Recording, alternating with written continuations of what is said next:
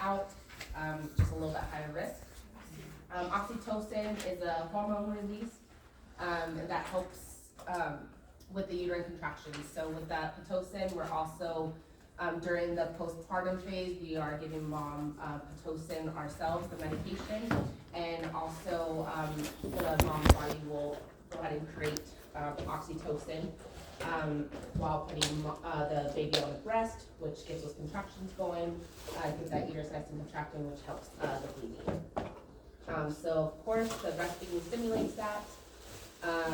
Usually with the Pitocin, we give usually a bolus, depends on how mom's bleeding is. Typically it's 250 mils that we bolus really fast. And then usually the patient will be about like 125 mils. I think everywhere is the same hospital, 125 mils per hour for 4 hours after delivery, just to make sure that her uterus stays nice and contracted.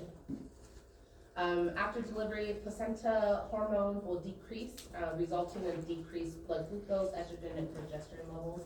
And also depending just on the amount of blood that mom lost, we may see a decrease in the H&H, higher white blood cell count. Lactating, non-lactating clients differ when they ovulate and the resumption of menstruation. We'll go more into that. Moms that are breastfeeding, they may not have a menstrual cycle until about 6 months. Bottle feeding, they may see it earlier, usually even like a couple months.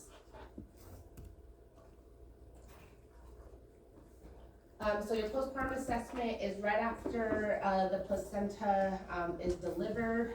At that point, we are doing our fundal massages. Our vital signs, usually the first hour, we're checking vital signs and doing our fundal massages every 15 minutes. The second hour, it's about every 30 minutes. That also depends on if your patient's stable or not. So if your patient is hemorrhaging, we're obviously checking those vital signs, usually every couple minutes, every 5 minutes for a good while until they stabilize. So a more focused postpartum assessment, if you think of the acronym BUBBLE, I think that was part of your guys' pastoral class. So we have your breast, uterus, where you get the fundal height, the placement and consistency, bowel function, bladder function, lochia, so you want to know the color, amount, and then episiotomy, ecchymosis, approximation, and emotional status, which stands for E. Always want to know what the pain level of the patient is, and then any kind of teaching needs to kind of let them know what's going on during this postpartum period, how much bleeding is normal, what's not normal, what they should be looking for. We also let the partners know, hey, if the patient, your partner doesn't seem right, if she seems off, or she's shaking, anything that just looks weird to you, just let us know. So physical changes just for the uterus. So at the end of the third stage of labor, you'll be able to feel the fundus of the uterus about 2 centimeters below the umbilicus, and I'll show you here on the top. And then an hour after delivery, the fundus should rise at about at the umbilical. So if you take this, here's our mom. So within our postpartum, she's delivered, and then I can have a couple of you come in. I stuck a towel in here to kind of at least get a feeling of what we're feeling for. So essentially, at postpartum, you should feel the fundus at the mom's belly button line, and typically every day it should be 1 finger breadth, 1 centimeter a day. It should decrease and go lower, lower, lower. But essentially, when you're doing your fundal massages, you always want to cup. So you want to find the fundus, and sometimes you kind of have to like dig in until you feel like that hard softball, and then you kind of cup underneath once you find it. Because if I'm just going to massage it and I'm going to go super hard, I can invert that uterus inside out, and then I can cause a hemorrhage. So you really need to, when you're doing your fundal massages, you're going to cup part of the uterus once you feel the fundus, and you're going to just massage and kind of hold there. And it's going to be really deep. So usually in labor and delivery, we're really rough with our massages because we want to make sure that contraction clamps down. But you're just going to cup it, and you kind of make like a C, and you're going to put your way into it, and while I'm doing this, I'm also looking at her bleeding. So I'm seeing how much blood is trickling, am I expelling clots at the same time, and if the bleeding stops. So once I stop, I can take like a washcloth and kind of dab her perineal area, and I can see if there's trickling. So trickling just means there's constant bleeding happening. So I want to know where that trickling is coming from. Is it coming from the uterus? So when I'm doing a massage, does she have any lacerations? So I kind of want to look. If it's coming from the laceration, it's going to be more of like a bright red blood. So you can kind of see, okay, maybe there's a bleed there. So you can kind of just put some pressure, take a gauze and put pressure on it for about a minute and see if it stops bleeding. If she had like a first degree and the provider didn't, the bleeding stopped and they didn't put a stitch in it or whatever, if it begins to bleed again, you can always let the provider know, hey, I think her laceration is bleeding here and it's causing more bleeding, and they'll come and take a look. But I'll let you go, I can pass this around, but it's just this towel here, you can kind of feel it. This is kind of what you're feeling for. This is as close as I can get to an actual. Yes, so if you think of like someone digging into you, even after you guys go for a nice hour massage, you're pretty sore afterwards. So their belly's gonna be pretty sore probably the next day. Usually if they are bleeding, their uterus isn't clamped down. So they may feel some pain. When they're feeling pain, then you're kind of thinking, is there a clot somewhere? Because usually when they're super uncomfortable, there could be a clot, so you just really need to get in there with the massage. Don't be afraid to be rough with it. When we're doing a fundal, when you go to your, I think you guys are, is it press, you know, wherever you're going for postpartum, ask your nurse that you're with the postpartum, everyone should be doing a fundal check to see the level where it's at, checking their bleeding at least once on their shift. So just ask them, hey, can I feel what the fundus feels like? And each patient's gonna be different, so you can feel the fundus right away. You're gonna have to, for about 2 weeks, the uterus should lie within the true pelvis and should not be pocketable. So about a couple weeks, you wouldn't be able to feel the fundus anymore. Do you do that from laying down like a? Yes, so just ensure that that patient is completely flat. So Canada, the mom, usually the moms that went natural, no epidural, they may have the urge to pee. If not, you may have to do an in and out catheter. Especially with the epiduralized moms, they're still a little bit numb and they don't have that feeling or urge to pee. So you may have to do an in and out cath, but you can offer a bedpan or an in and out cath at that time. If the uterus is not firm after massaging, you just keep massaging. You can call your charge nurse at that point. You can call the provider and let them know. Again, it's if you are having trouble yourself as the nurse trying to find the fundus, then always just get a second opinion. Grab your charge nurse and see if they can find it. Like I said, sometimes the fundus, you can find it right away. Others, you may need a second person because it's really, really deep. When we document it, if it's above the umbilicus, it's going to be +1, +2, +3. And then if below the umbilicus, you're going to document as -1, -2, -3, depends on the centimeters from the umbilicus.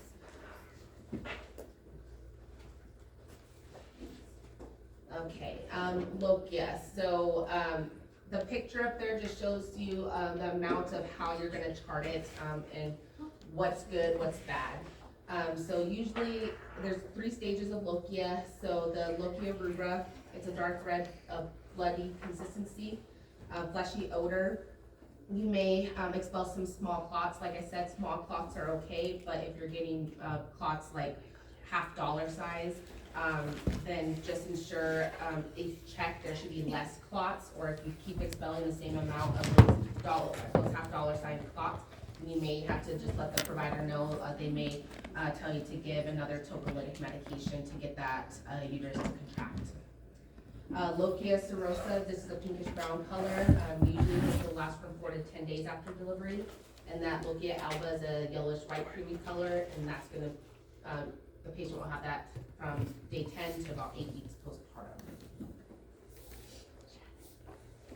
So just the kind of colors to look for. So this is Lochia rubra, so that dark bright red blood, which will last about 2 to 4 days. Definitely, with their, uterus contracting, they're gonna feel very crampy. So offer ibuprofen, usually that's the first medication that we give, postpartum. Just have them keep taking ibuprofen, Tylenol to help with that cramping. Typically, your uterus contracts more, the more kids you have. So if this is, the patient's, fourth child, she may feel very crampy and more painful with each pregnancy after her first. Lochia serosa is that pinkish brown discharge. It lasts up to about 12 days. It's moderate and there should be no blood clots whatsoever. So if the patient's at home expelling blood clots and saturating the pad, then they need to call the doctor or come in. What's that indicating if they're? They can be hemorrhaging at home. So if that happens, part of the placenta could have been left in the uterus, or the uterus isn't staying clamped down and going back to its pre-pregnancy size. They call it the lighter one. Size, typically your first funnel massage, but it should go from like moderate to light to scant. So each massage that you do, you shouldn't have this big gush of blood. It should just be a little bit. And how long is that duration? Can you be massaging them for up to 2 days, like, of the care? So typically until their bleeding is scant, and they're still on postpartum gonna do just a light massage. We're not as rough over in postpartum side as over in delivery. Or for whatever reason, if they're having increased bleeding in the postpartum area, then we'll have to do those fundamental massages. So it just depends on how much bleeding she's actually having.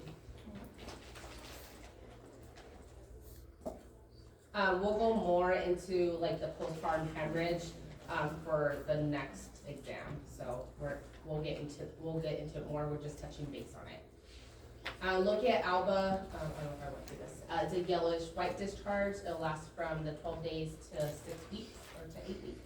And so after delivery, after vaginal delivery, at that, the patient could be swollen. She could have some lacerations that were repaired by the doctor. So we always make a cold pack for them. So always just get a cold pack. Usually we use, if they're not allergic to like latex or the non-latex glove, you can fill with ice. At the hospitals, we just fill like newborn diapers. We'll just fill that with ice and we'll just put that on mom's perineal area just to help relief of the swelling. Also, they will get a peri bottle. So it's basically like a kind of like a squirt bottle that you fill up with warm water each time that they go to the bathroom, and they'll just use that to rinse off the perineal area if they void or if they stool. When they get to the postpartum side, there's creams, sprays, and ointments that they can use to help relieve that pain and the swelling. Usually they have tuck pads that you'll see on the postpartum unit. So it's just these little round pads that have witch hazel on it that just helps with the swelling. It's usually when I get the patient up to postpartum, I go ahead and just lay that on her pad so she has that relief right away. There's also sprays, they call it like a hurricane spray, like a numbing spray that they can spray down there too to kind of numb the perineal area to help with the pain. Okay, so breast. So the physical change of the breast include the colostrum. So colostrum usually, women can have colostrum with this thick yellow milk that comes from the breast. They can have that while they're pregnant, usually the last couple weeks, or there's been times that patients have had colostrum through the pregnancy for the last couple months. But typically the colostrum doesn't come in until about usually right after for like 2 to 3 days roughly. With the colostrum, it's a lot of nutrients that baby needs, and just that little colostrum will help baby get to until mom is able to produce milk. The milk production doesn't come until about 3 to 5 days. But if you think of like a piece, like a pea, it's the newborn stomach is like pea size as soon as they're delivered. So they don't need much food. So just a little bit of colostrum will kind of keep their the thermoregulation going, their sugars up, just to keep them nice and comfortable until mom's production comes in. So I always tell patients, the more you put, especially if you're breastfeeding, the more you put baby on the breast, the faster your milk production will come in. So they'll help stimulate to let your body know, okay, we need to start making milk. Usually by 24 hours, when baby's 24 hours old, they're gonna go through a feeding frenzy. So they're gonna be up all night long with mom and constantly on mom's breast until that milk production comes in. Usually they'll go to sleep a little bit longer during the night once your milk production comes in, because now they're getting full. Rather they're trying to work to try and get that milk. As a nurse, we have to perform an assessment of the client's breast. So the shape of her nipple. So typically we want the nipples to be everted. If they're inverted, so the tip of the nipple is kind of like sucked in, baby's gonna have a hard time latching, because essentially the tip of the nipple, if you think of this as like baby's mouth, the tip of the nipple is pointing towards the roof of their mouth. So when they're sucking, then they're getting a good latch on. If they're unable to, and they can stay on the breast. If you think of the nipple, if it's inverted, so here's baby trying to latch on, they can't stay latched on because they can't grip it. So we can use what we call a nipple shield. So with the nipple shield, it's basically like a, almost like a bottle nipple that you place on mom's nipple, and the baby's able just to grasp it and get the patient will still get the sensation that a baby's sucking to get that milk production in. So essentially, the nipple shield isn't the mom will use it throughout breastfeeding. It's until that baby can get that rhythmic of latching and sucking and getting that milk. Okay. Engorgement. So engorgement's going to happen, especially with our moms that are breastfeeding, and then those that choose to bottle feed, we'll have to teach them how to suppress, how to get that engorgement to go and stop the milk production. But for once the milk production comes in, they may feel almost their breasts are swollen. They may be super like firm and hard. So in order for that to not happen, try and just have baby latch on as much as possible.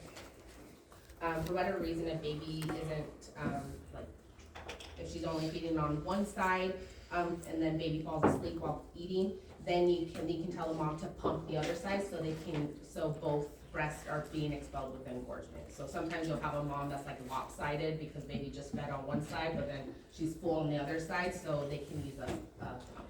Yeah, especially your emotional status with your new moms, and we'll go into like baby blues and stuff like that. You always let your mom know breastfeeding's hard, you're tired, baby's tired, it can get very frustrating, but both mom and baby are learning. So we always want to let them know this is a learning experience. So ask for help when you need it. If it looks like you need help, then I'm going to offer help.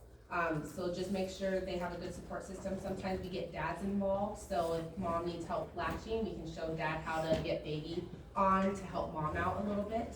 Or even sometimes we even have dads that moms are sleeping and they try and latch the baby while mom's sleeping, and they can do it that way. So and the patient's H&H and for blood loss. So blood loss for childbirth of vaginal delivery is about 300 to 500 mils. That's uncomplicated.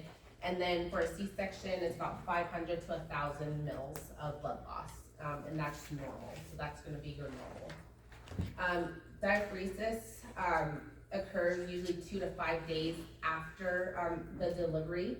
So all that kind of like water weight, baby weight, that placenta, your uterus, blood, extra volume, all of that, usually at 5 days, the mom loses close to like 15 to 20 pounds of just, and that's basically almost like water weight at that point. So especially with breastfeeding, they also lose weight faster. So you said within how many days? 5. 3 to 5. Hypovolemic shock, like I said, with the hypovolemic shock, this is what we're looking for, especially in the postpartum and the recovery phase. So as a labor and delivery nurse, you need to watch mom's vitals. So usually if they're hemorrhaging or going to hypovolemic shock, you may see a rise in heart rate. You may see their blood pressure is going to be decreasing. So so you're gonna see the fluctuation in that. The patient will begin to look pale, or sometimes they can be unresponsive. So always, for whatever reason, you see the vital signs kind of becoming tachycardic, her blood pressures are low. Take the covers off of her, look at her bleeding and see, and usually I had a patient that was like that. I looked on the monitors like, oh, why is she so tachy? And she's kind of like in and out. I pull over the covers and she's sitting in a pool of blood. So that happens. So just be cautious of your vital signs and if mom's appropriate. So again, the hematocrit levels were dropped 3 to 4 days and begin to increase to the non-pregnant levels by 8 weeks postpartum.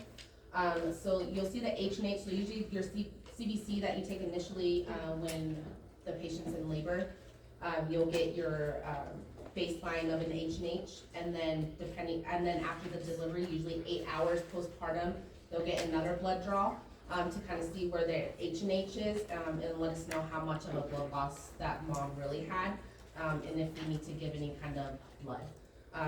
That estimated blood loss, that also lets us know she may have to receive some use of blood just based on the labs though. So if a mom was in a C-section and she had like a 2,000 mil loss, or more likely probably her labs are gonna come back, her H&H is gonna come back low, so she may have to get like a unit of blood. So that's what we look at. The white blood cell count usually is gonna be on the high side, so you'll see your CBC where this white count is just so high.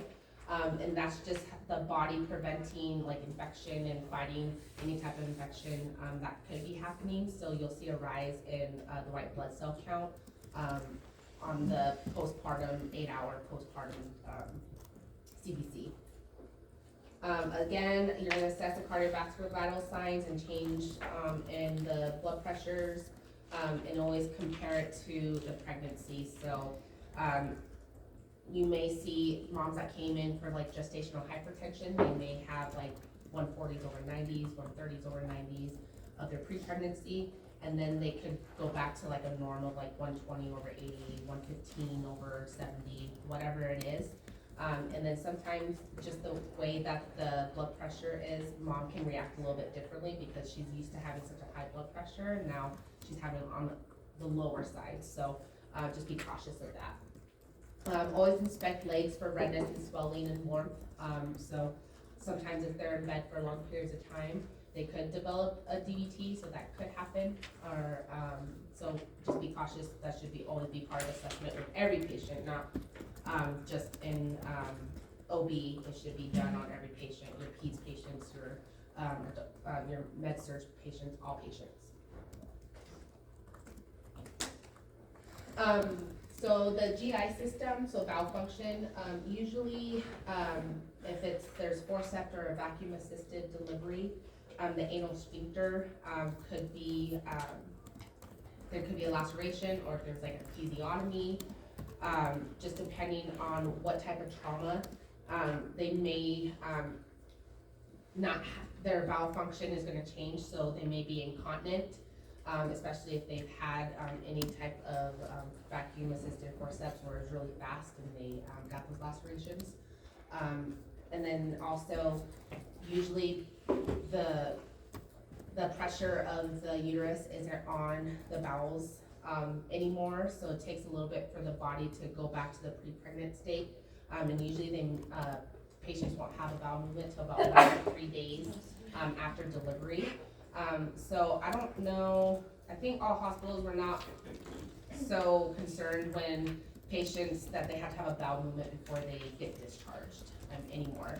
Typically on postpartum, the patient is started on Colace right away. Every patient gets Colace just to help. We don't want them to be constipated, so adding extra pressure to any kind of lacerations that they could have. So we always tell them to eat a high fiber diet. And most of them poop while they have their baby anyway. Oh yeah, yeah, and they can poop while they have their babies too, so. And then constipation was just the normal of pregnancy too, so it just takes a little bit for your body to kind of realize, oh, no, there's not pressure there anymore. So flatus, so passing gas after a C-section is very important. So we always make sure, especially with our C-section patients, that they are passing gas, and there are bowel sounds, so always be cautious when you're doing your assessment, on that. In order for them, to pass flatus, usually if they're not passing flatus, they're gonna have more pain. So we always start C-section moms as soon as you're able to ambulate, on your own, so that numbness goes away from like the spinal, or epidural, whatever's going on. You want them to ambulate as soon as possible. Urinary system and bladder function. So usually, we always want to tell our patients as soon as they feel like they need to pee, they need to go and pee. So the distension in the bladder could add pressure to, during the postpartum period, to that uterus, which can cause a hemorrhage, or it can cause uterine atony, and can cause more bleeding. So if you're noticing on the patient's pad, hey, you're bleeding kind of moderately, have you used the bathroom? She's like, oh, I haven't used it in about 6 hours. Okay, let's try and use the bathroom, because that's a problem. So for whatever reason, if she's hasn't gotten her bladder function back 6 to 8 hours after delivery, then we think about inserting Foley catheter or doing an in and out catheter, whichever the provider Would you guys do a bladder scan before, or would you just do the catheter? Usually we'll just do the catheter if they're not, Because they yeah, have it on. because they haven't, because we've already given them so much fluid, so we know it's going somewhere. So, yeah, we'll just do it in and out or fully. But usually by like the 6 to 8 hour mark, they're already peed, so it just takes a little bit of time. So not a Foley during the epidural or any of that? The full, yeah, so they still get the Foley for the epidural. Yeah, when they get the epidural and the Foley comes out right before delivery. But again, sometimes depends on when that Foley was taken out during the pushing period.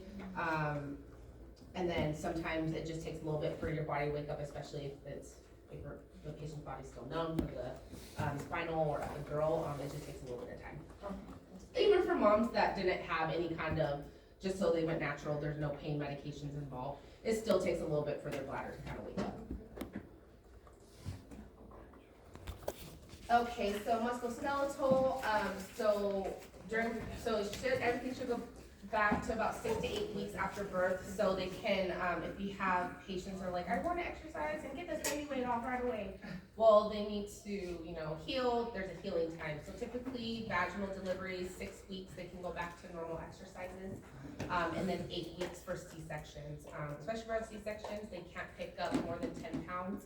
So especially with our C-section moms, we want to make sure they have a support system at home. If their partner is planning on staying home too, to help out with that. But typically, we can tell them to do, pelvic floor exercises, and everything like that. Everything will go back to normal here in about 6 to 8 weeks. And also, don't you have to keep like your calorie intake up when you're breastfeeding too? Yeah, so we'll go into that. So yeah. You guys are like 3 steps ahead of me. Sorry. I was like, I'm guessing you guys. Okay, so the immune system.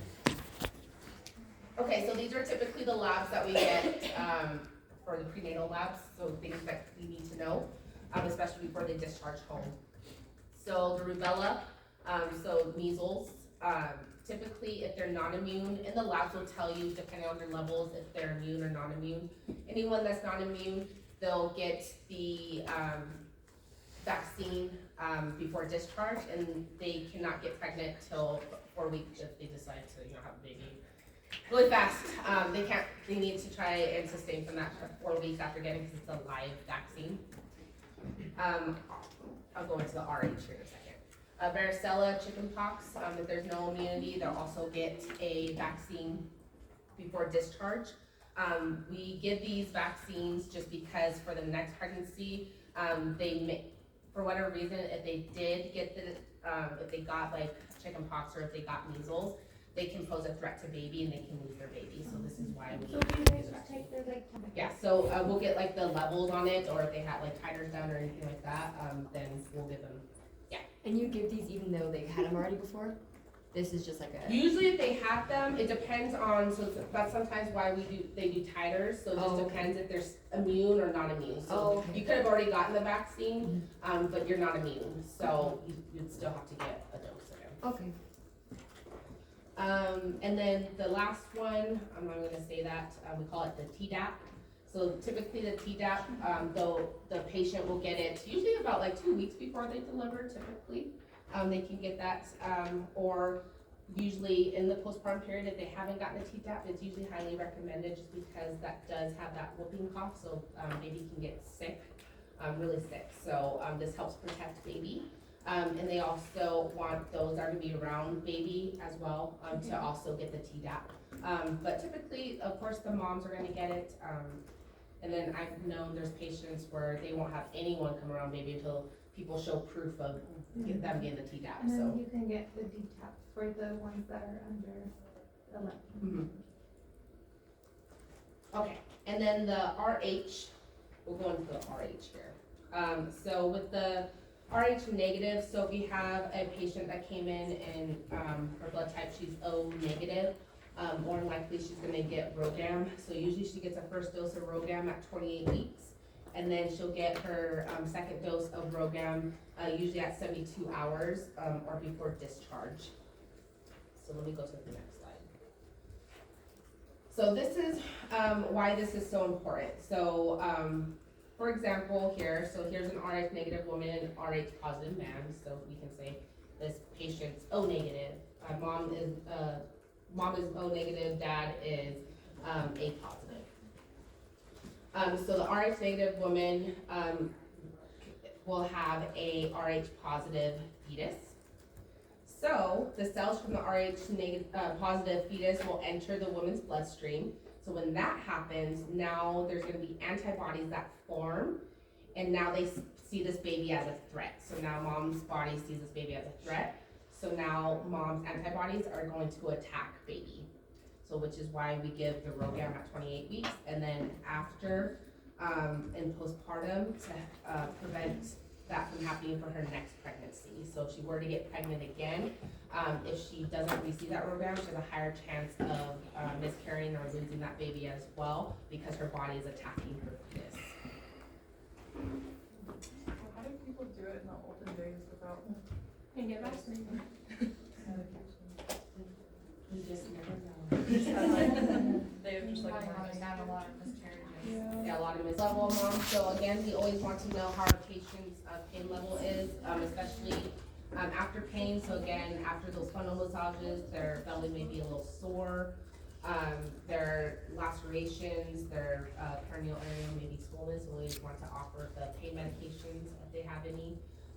If they have ice packs, heating packs, especially with the cramping, they can use the heat packs for that. But always just know, you always ask every vital sign what their pain level is.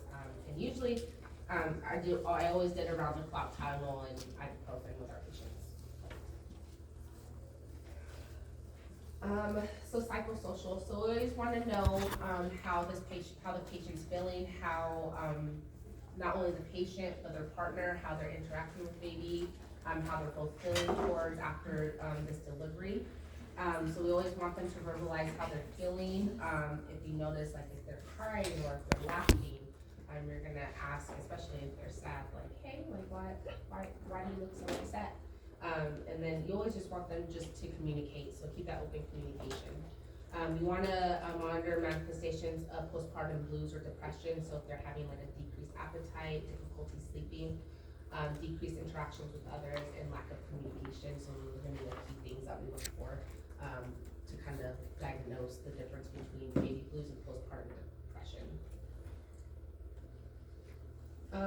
This chart's okay, so this kind of goes through, I'm gonna pull up another one so then you can kind of see the main differences, but just baby blues versus the postpartum depression. So baby blues is typically how every new parent's gonna feel, especially having a new baby. So they're gonna be irritable, they're gonna be tired, they're gonna have these mood swings. The patient's hormones are still getting back to normal, so their hormone levels are out of whack. They're restless, they're not feeling like themselves. The postpartum depression, we get more into it, so if they're having like panic attacks, if they're having scary thoughts about baby, if they're just crying and crying and crying and nothing's helping, then we question the postpartum depression. Typically with the postpartum depression, we may not see it right away, so you may not see it right away in postpartum when they're in the hospital. But when they go for their 6-week appointment or their 8-week appointment, or whenever they need to go see the provider, typically it's 6 weeks, the patient will get a questionnaire, a postpartum depression questionnaire.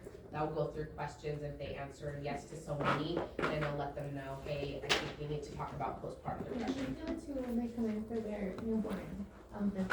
Okay, awesome. Yeah, so they don't feel like baby. No, cause they really do. And then here's just another chart that kind of, if you question, like, especially with sleep, of course, a new mom's not gonna be able to sleep because you gotta feed the babies and feeding them every 2 hours, so obviously not getting a lot of sleep, but this chart will kind of help, like, sleep deprivation, it makes you emotional. This one, depression, it may make you angry. Bonding with the baby doesn't happen immediately with the baby blues, and then bonding with the baby with postpartum depression, they may not have that bond whatsoever with it. So I think this one slide, I would look at it, kind of tell the differences here. The right one's the depression.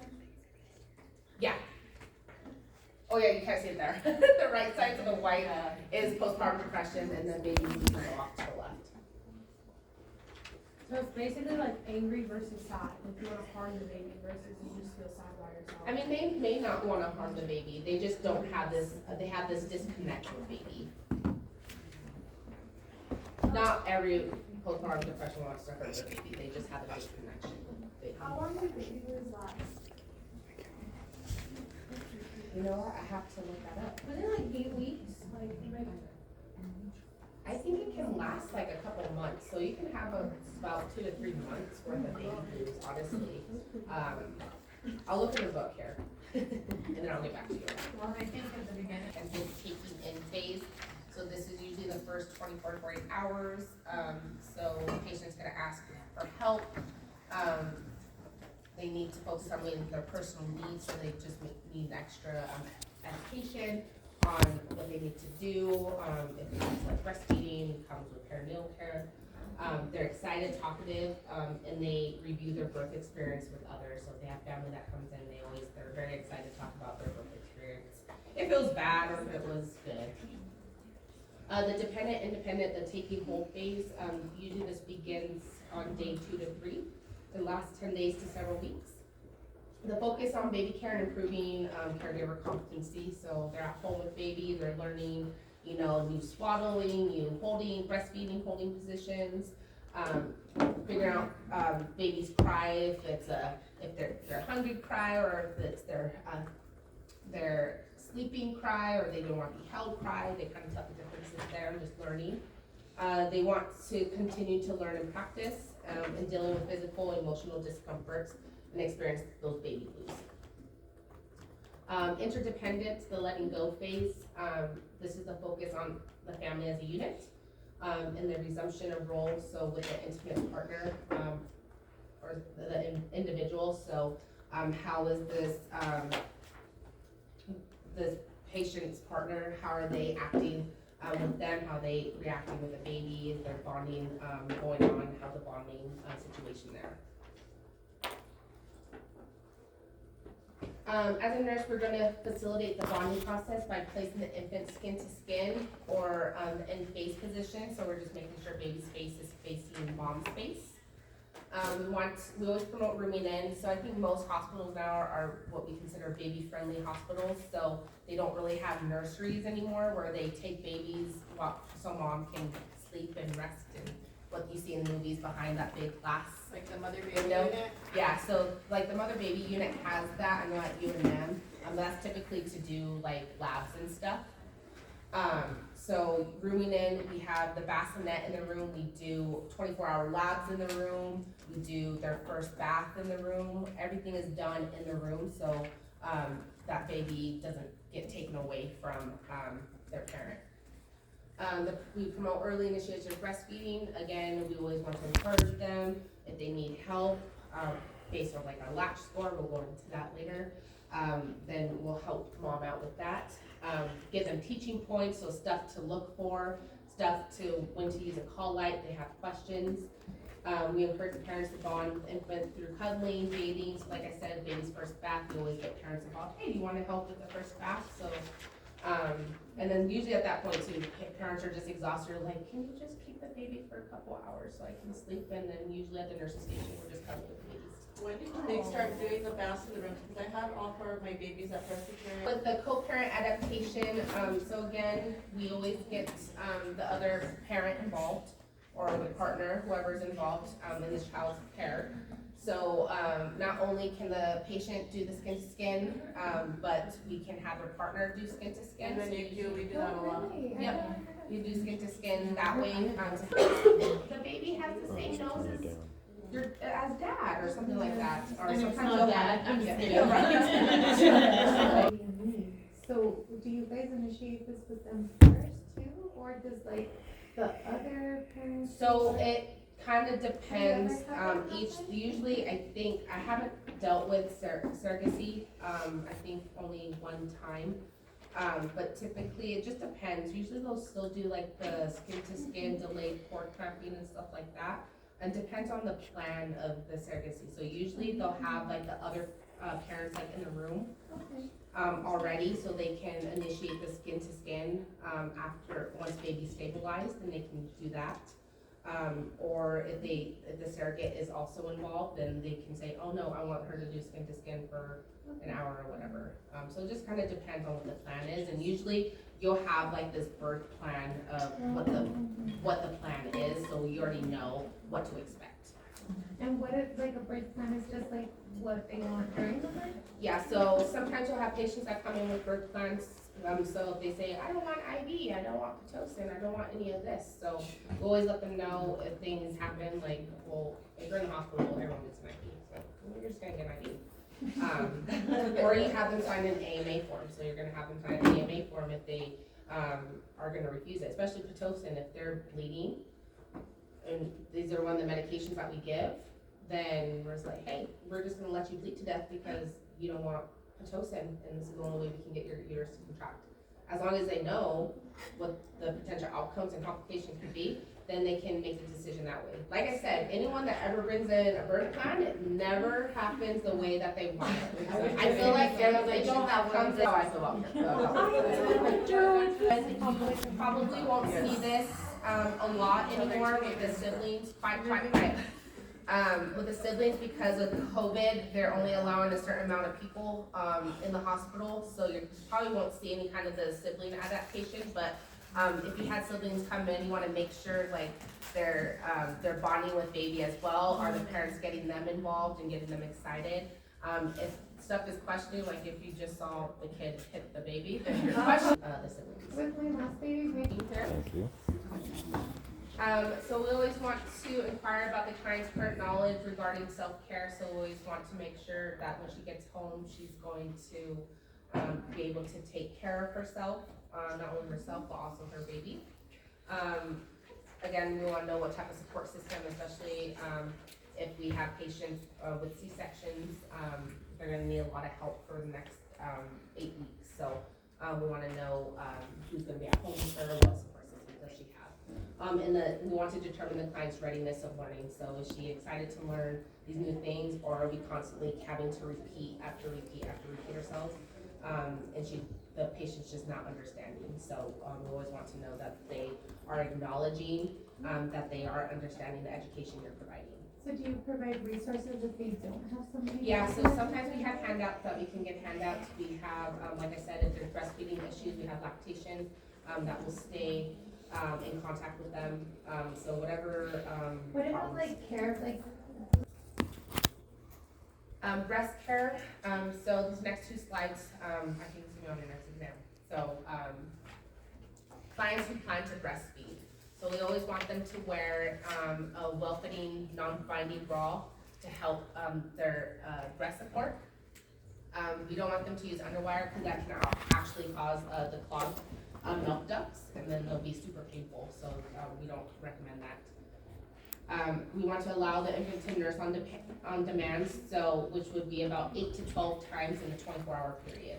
So as soon as baby's hungry, we want them to latch baby on to help with the engorgement, to help, just get that milk production going in that letdown. And then you always want to let them know, until that breast softens, then you know that baby has relieved that engorgement, and then you can place baby on the next side. So, that breast should go from like really engorged to, soft. To relieve breast engorgement, we can have them take a warm shower, apply a warm compress before breastfeeding to promote that letdown in the milk flow.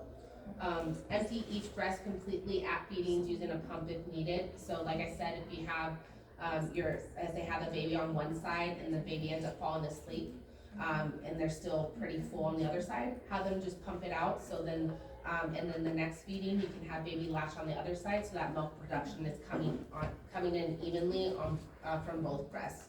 Sometimes, like I had a problem with my second daughter where she just favored one side, so I would have more milk production on one side and less on the other side.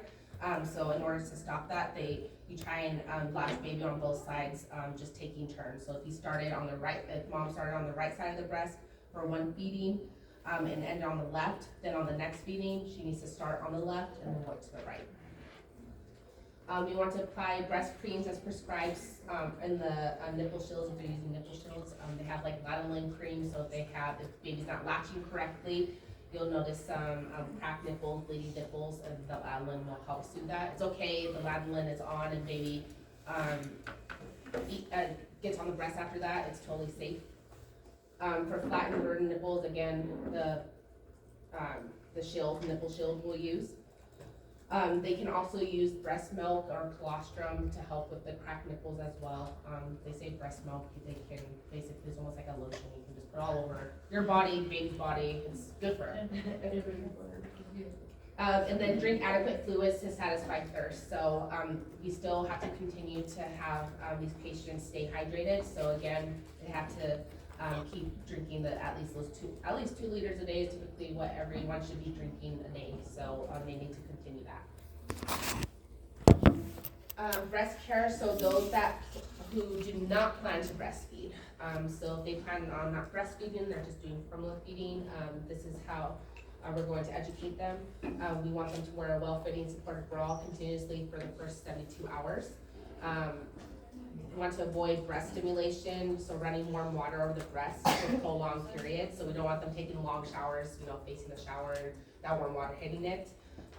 Or even any type of sensation on the breast that can help promote, or like nipple stimulation, anything like that, that can promote that milk production to come in. So sometimes they'll even take like a ACE bandage and they'll wrap it around the breast to keep that breast milk production from coming. For breast engorgement, which can occur usually the 3rd or 5th day postpartum, you want them to apply cold compresses for 15 minutes and off for 45 minutes. They can also put fresh cold cabbage leaves, so like the nutrients in the cold cabbage leaves when they place on the breast, it helps with the engorgement. It's almost like an anti-inflammatory type thing. So they can also use medications to help for the pain and discomfort of breast engorgement. ATI says to use warm compressors. not For, cold, to relieve Yeah, it breast says, it engorgement. says warm and Is then that- it says cold. is that for, One's for It's for breastfeeding and one's for one's non-breastfeeding. for breastfeeding, one's for clients non? who do not. Oh, So warm ones, you wanna do warm. So to you want warm stimulate. compresses for engorgement, for those that are breastfeeding? But not breastfeed, no. But non-breastfeeding is gonna be cold so compresses. non-breast. And fresh cold cabbage leaves. Why? Why cabbage leaves? Clients, they're gonna continue just to consume 18 to 2,200 calories a day. You always want to instruct lactating clients that their caloric intake is going to increase. And you want to include calcium-enriched foods in the diet. So typically, those that are lactating, they'll add about 450 to 500 calories onto their diet. Iron supplements can be prescribed for clients who have low hemoglobin or hematocrit levels. Like I said, depending on those levels after having baby, they'll continue to take them if they're on the lower side, so they may have to continue to take iron supplements. And then typically, usually through during breastfeeding, they just still continued, they can take like those prenatal vitamins, but I think they even have like postnatal vitamins that, we can continue taking. So they always recommend to keep continuing to take, the prenatal vitamins, following 6 weeks. They want to consume nutritious diet, that includes all food groups, so high in protein, which aid tissue repair. And then again, their iron intake may be reduced depending on their levels, so depending on what the levels. Sexual activity, so they can resume sexual intercourse by the 2nd to 4th week after birth. Typically, until their perineum is healed. So if they did get lacerations, typically it may take a couple weeks or even longer until, typically it's those stitches, the dissolvable stitches, until those are gone, they can resume sexual intercourse. Typically it's 6 weeks, 6 to 8 weeks is what they want to wait. I always thought it was 3 months. 3 months after you had your baby. That- Okay. But typically sometimes, especially if you have those, you know, if their perineum wasn't, if there wasn't any kind of trauma, then they can resume whenever. You can't stop them. Over-the-counter lubricants, so again, patients' hormones are still going back to normal levels, so they may need some lubricants during the first 6 weeks to 6 months. Physiological reaction to sexual activity can be slower and less intense for the first 3 months following birth. So that's where the 3 months comes That's from. probably So what I kind of like your consider. hormones, you're like, no, I'm not interested right now. So typically that happens. Contraception, so usually they'll discuss contraception in the postpartum period, so depending on the type of contraception that you'd like, so either you're going to not be on birth control or get the IUD or anything like that. But all that's gonna be discussed in postpartum before discharge, so you'll make a plan if you want to, if you are gonna do an IUD. They typically don't want oral contraceptives taken postpartum, especially for those that are breastfeeding, until that milk production comes in and have a really good milk production, because they can, usually the hormones in the oral contraceptions can lower that milk Oh, and production. moms with HIV can't breastfeed, right? They're not supposed to breastfeed. Menses for non-lactating clients may not resume until about 4 to 10 weeks. Ovulation can occur as early as a month after delivery, and then menses for lactating clients may not resume for 6 months or until cessation of the breastfeeding. So typically they may not have that period until about 6 months. They've even had patients that don't have periods longer than that for as long as they breastfeed. Potential complications, so this will be kind of part of the discharge teaching, once they get discharged from the hospital to look for at home. So we always want the client to report any kind of chills or fever that's greater than 38 degrees, so 124 or over after 24 hours of going home. Change in vaginal discharge, so if they're having a large amount of bleeding, if they're saturating pads, are they having clots, if they have an odor now to their discharge, they need to come in.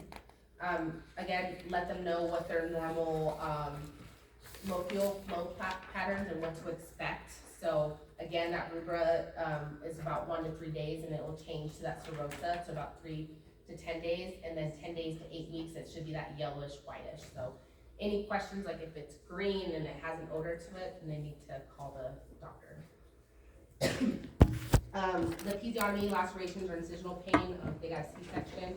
If they have any drainage that's smelly, or any, if they're saturating the pad on it, anything like that, they need to come in.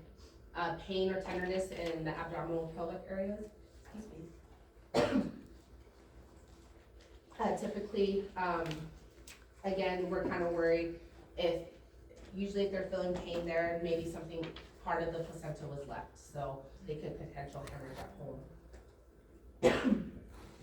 Breast with localized areas of pain and tenderness, so mastitis is really big, so that's, we'll go over mastitis, so that's something to look for. They can get a fever get engorged.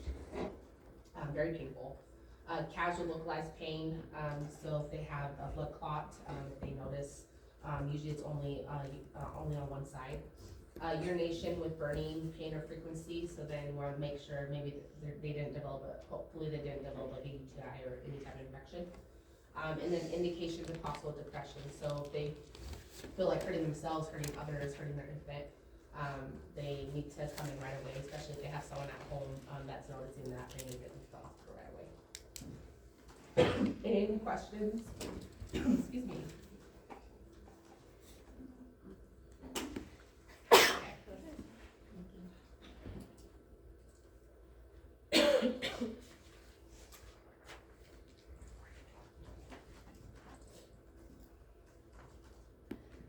Okay, so I think your exam is going to have, a lot of questions based on newborn assessment. So this, slide shows very big, so we'll get started with it.